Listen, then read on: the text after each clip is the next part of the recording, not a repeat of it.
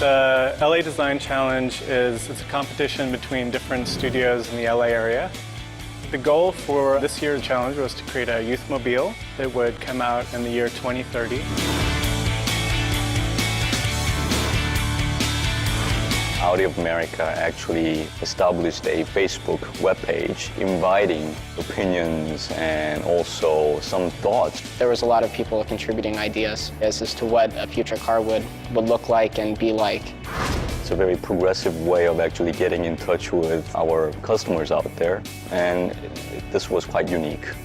It was very helpful to get feedback directly from youth culture, from people who either want to drive Audis, do drive Audis, and how they feel Audi should give them solutions in the future. The final concepts for this year, we actually diversified into two different directions. We have two concepts, the Aura and the Aspira. The Aura being more of an entry-level youth mobile, and this one being kind of the car you would dream of. In the original early sketch phase, we sought to establish some classic design cues that are also timeless in that they're aerodynamic.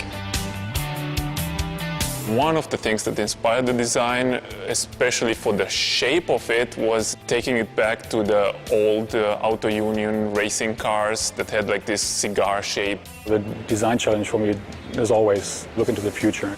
For one thing, we try to go beyond today's available wheel and tire assembly technology and minimize the moving parts on the exterior of the vehicle. So there is no moving part that can interfere with the aerodynamics. It's still kind of traditional in a sense, but very modern, futuristic. The team thought about Eora as being both a practical vehicle and one that's extreme in terms of the experience. The Aura is really more a mixture of a motorcycle and the experience of skiing than driving a regular vehicle. A lot of the inspiration for the e-Aura was in the kind of physical and dynamic way that kids approach the world. And so to have a driver that's upright and that, shifts in weight actually translate into the car and cause it to change its trajectory.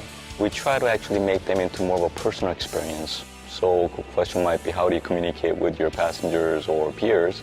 The car is integrating with people's lives by having the capability to link a car to somebody's email, or you can link it to whatever avenue it is they use to communicate with people. There's kind of a clear shell around the driver, but when needed, information will appear on those, and when not needed, it won't be there.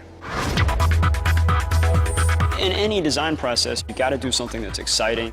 We are in it to actually make things better.